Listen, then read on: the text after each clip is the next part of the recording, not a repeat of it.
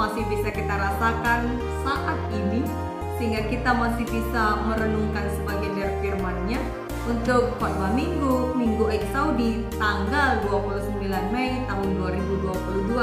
Namun sebelum kita membaca firman Tuhan dan merenungkan isinya, mari kita siapkan hati kita mohon penyertaan Tuhan, kita bersatu dalam doa. Kita berdoa. Allah Bapa kami yang penuh kasih, kami kembali mengucap syukur kehadapan-Mu Tuhan, karena Tuhan masih menyertai kami, karena Tuhan masih memberikan kesempatan untuk kami kembali merenungkan firman Tuhan di minggu ini. Kiranya ya Tuhan, Roh Kudus-Mu senantiasa mengajari, menasihati dan menolong kami untuk mendengar dan melakukan firman Tuhan. Berkati hamba-Mu yang akan Tuhan pakai sebagai alat-Mu, kiranya melalui hamba-Mu nama Tuhan dimuliakan. Dalam nama Yesus kami berdoa, amin. Jemaat yang dikasihi Tuhan, kita akan membaca firman Tuhan yang akan kita renungkan dari kitab Mazmur. Mari kita buka kitab Mazmur pasal yang ke-17 ayat yang pertama sampai ayat yang ke-6. Demikianlah isinya Mazmur 17 ayat yang pertama sampai ayat yang ke-6. Judulnya Diburu dengan Tak Bersalah. Doa Daud. Dengarkanlah Tuhan perkara yang benar, perhatikanlah seruanku, berilah telinga akan doaku dari bibir yang tidak menipu. Daripada mulah kiranya datang penghakiman, matamu kiranya melihat apa yang benar. Bila engkau menguji hatiku, memeriksanya pada waktu malam dan menyelidiki aku, maka engkau tidak akan menemui sesuatu kejahatan, mulutku tidak terlanjur. Tentang perbuatan manusia, sesuai dengan firman yang engkau ucapkan, aku telah menjaga diriku terhadap jalan orang-orang yang melakukan kekerasan. Langkahku tetap mengikuti jejakmu, kakiku tidak goyang. Aku berseru kepadamu, karena engkau menjawab aku, ya Allah. Sendengkanlah telingamu kepadaku, dengarkanlah perkataanku. Demikianlah firman Tuhan untuk kita renungkan dengan tema selidikilah aku Tuhan. Sekali lagi tema kita adalah selidikilah aku Tuhan. Kembali kami menyapa kita semua, Shalom. Jemaat yang dikasihi Tuhan, adakah dari saudara yang pernah merasa dijahati, dirugikan, dan dibenci padahal saudara tidak berbuat apa-apa? Adakah dari saudara yang pernah dibenci, dirugikan, dijahati padahal saudara tidak merasa berbuat apa-apa?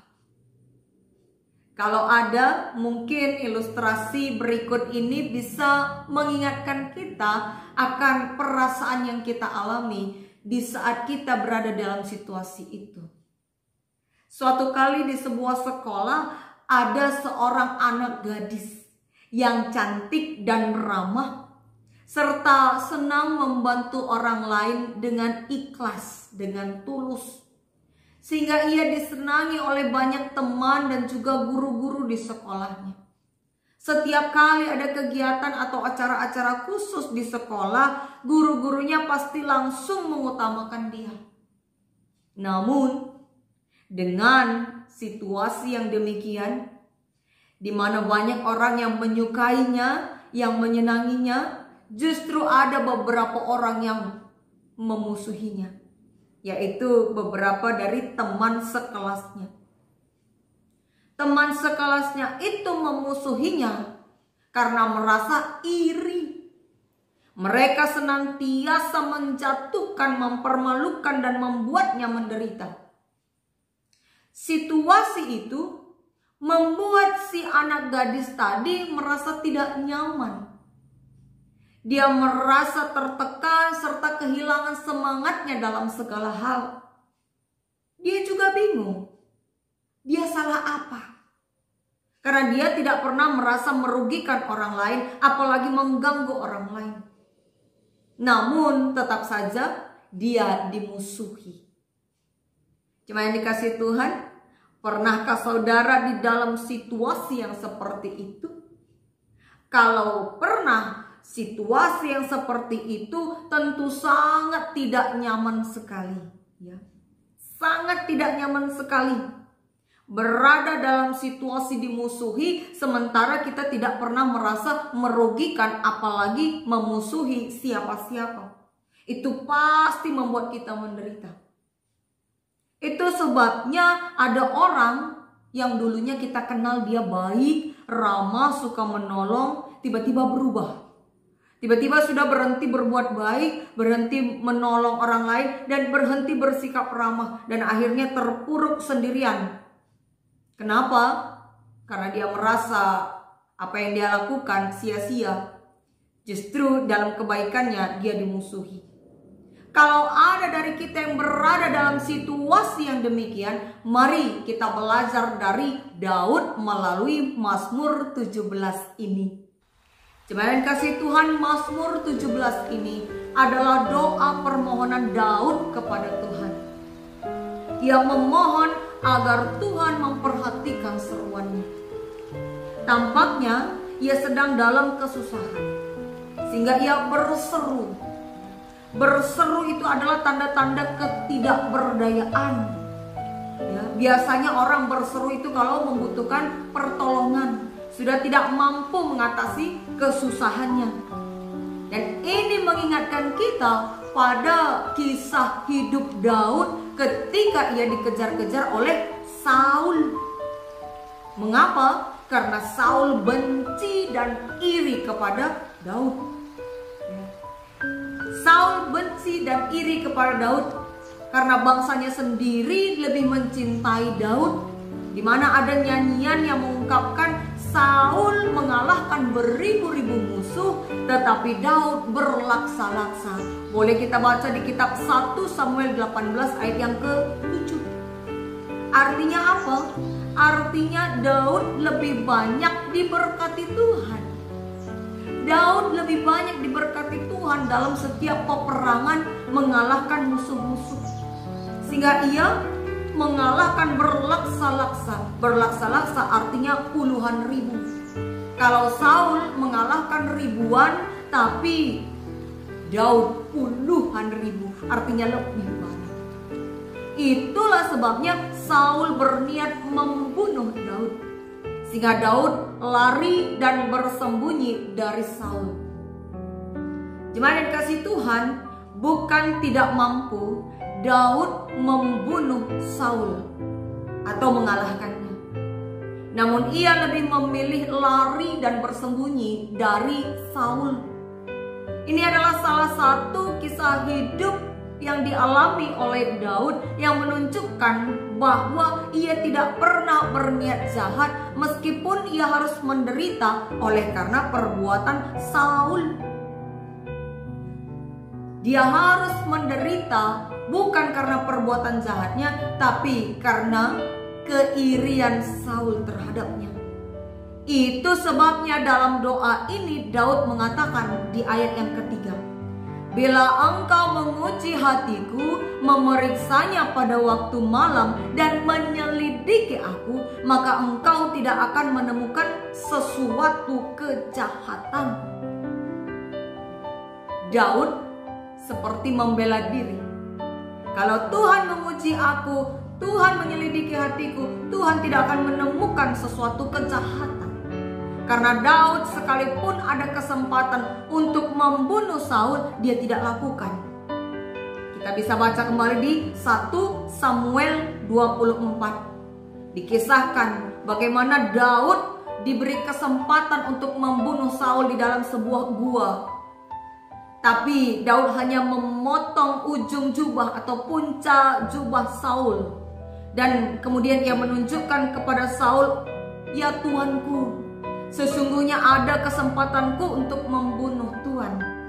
Tapi Daud tidak mau membunuh. Dia sayang kepada Saul dan dia tidak mau membunuh atau menumpahkan darah orang yang pernah diurapi Allah. Ini adalah bukti bahwa Daud berhati baik. Dia tidak mau membalas kejahatan Saul. Bahkan dengan anaknya Saul yang bernama Yonatan, mereka bersahabat. Daud dan Yonatan bersahabat. Daud juga terus menjaga persahabatannya, dan mereka saling berjanji untuk tetap saling mengasihi. Dan Daud juga berjanji akan menjaga keturunan Yonatan, meskipun Saul ayah Yonatan itu sangat jahat kepada Daud. Jemaat yang dikasihi Tuhan, kenyataan hidup yang membuat Daud hidup tidak tenang karena dikejar-kejar oleh tentara Saul, dan hidup tidak nyaman, tinggal dari satu tempat ke tempat lain, tidur dari satu gua ke gua yang lain, sama sekali tidak nyaman. Namun sekalipun demikian, Daud tetap menjaga dirinya berada di jalan Tuhan, sebagaimana yang dia katakan di ayat 4 sampai ayat yang ke-5. Langkahku tetap mengikuti jejakmu, kakiku tidak goyang. Artinya dia tidak jenuh, dia tidak juga mengingkari jalan Tuhan. Dia terus hidup berkenan sebagaimana yang Tuhan kehendaki. Jadi seruan dan doa ini juga merupakan sebuah pengakuan diri Daud di hadapan Tuhan. Inilah bentuk kejujurannya kepada Tuhan. Fakta yang menunjukkan bahwa ia mau senantiasa hidup berkenan di mata Tuhan, tidak berbuat jahat, dan bibirnya juga tidak menipu, itu ia buktikan. Mungkin kesannya ini adalah sebuah kesombongan ya, pembelaan diri dari Daud. Namun sebenarnya tidak. Karena Daud sadar betul bahwa Allah bisa menyelidiki hatinya, memeriksa sendiri apakah ia telah berbuat jahat atau telah menipu orang lain. Sehingga dia mengangkat istilah bahwa daripada mula datang penghakiman, katanya kepada Tuhan di ayat yang kedua. Ini adalah sebuah permohonan Daud kepada Tuhan supaya ia dibela. Ketidakadilan yang dia alami, ya, dia adukan kepada Tuhan. Dia tidak bertindak sendiri. Dia tidak membalas orang-orang yang melakukan kekerasan sebagaimana yang dia katakan di ayat yang keempat. Siapa orang-orang yang melakukan kekerasan? Yaitu para tentara Saul. Dia tidak membalas, tapi justru ia meminta keadilan kepada Tuhan. Dia ingin dibela oleh Tuhan karena ia tidak melakukan kejahatan sama sekali. Maka dari itu, di dalam hidup yang berkenan bagi Tuhan, Daud memohon untuk Tuhan menjawab doanya dan menyendengkan telinganya mendengar perkataannya. Jemaat yang dikasihi Tuhan, tentunya kita semua sebagai umat yang percaya, setiap kali kita berdoa, kita pasti berharap agar Tuhan menjawab doa kita, agar Tuhan menyendengkan telinga dan mendengarkan perkataan-perkataan kita. Ya, itu sudah pasti.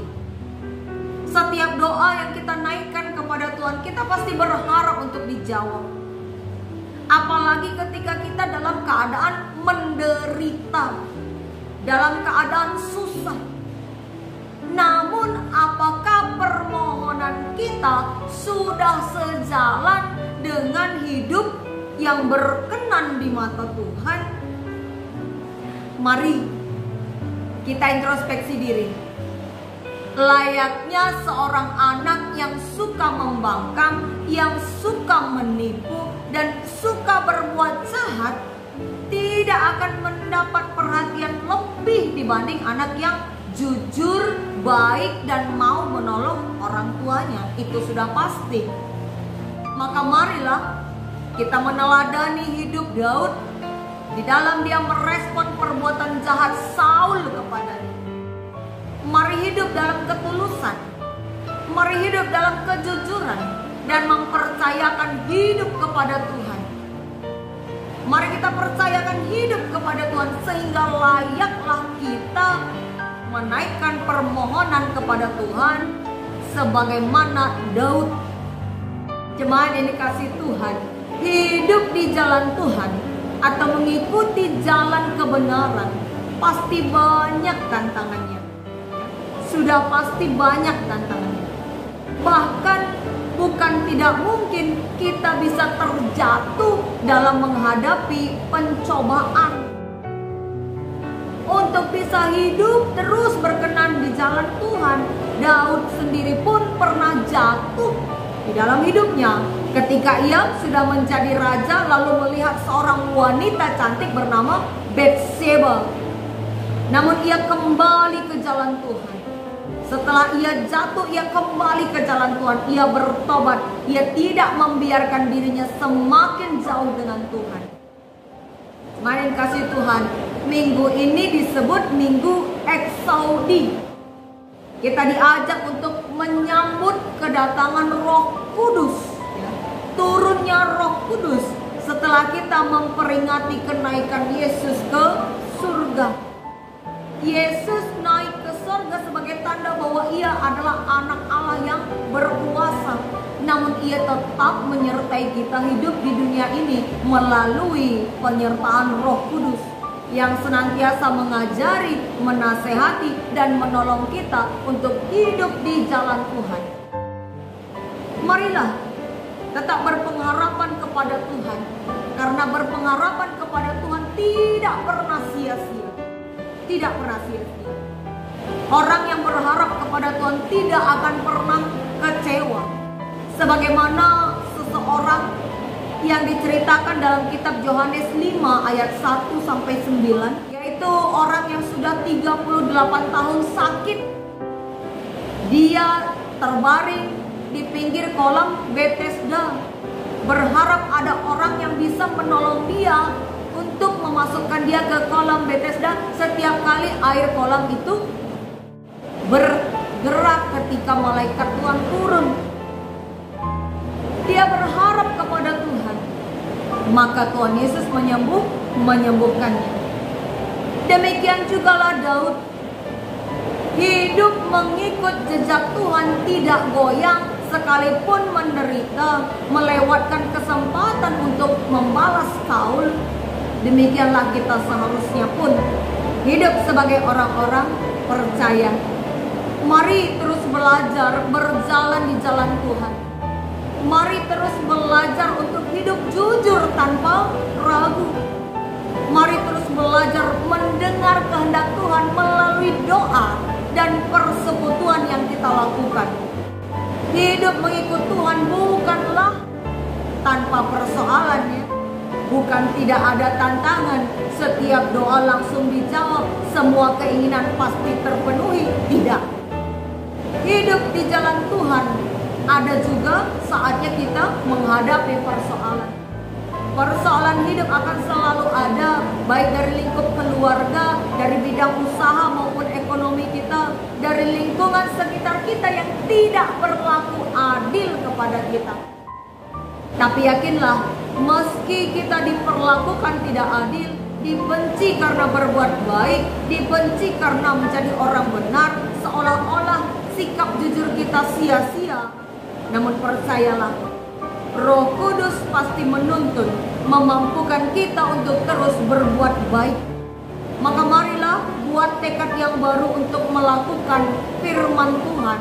Meski persoalan hidup menyulitkan langkah kaki kita, karena Tuhan pasti membela anak-anaknya yang benar. Kiranya Tuhan berkati dan memampukan kita melakukan firman-Nya. Amin. Mari kita bersatu di dalam doa. Bapa kami yang baik, Bapa yang tata dalam kerajaan surga, kami mengucap syukur Tuhan atas firman-Mu. Kiranya Roh Kudus menuntun kami untuk melakukan firman-Mu, berjalan mengikuti jalan kebenaran, sehingga kami layak disebut anak-anak Tuhan yang layak juga untuk dibela. Kiranya Tuhan, firman-Mu ini menguatkan kami melampaui setiap pencobaan dalam hidup ini. Ke dalam tangan-Mu kami berserah dan mengucap syukur. Haleluya. Amin.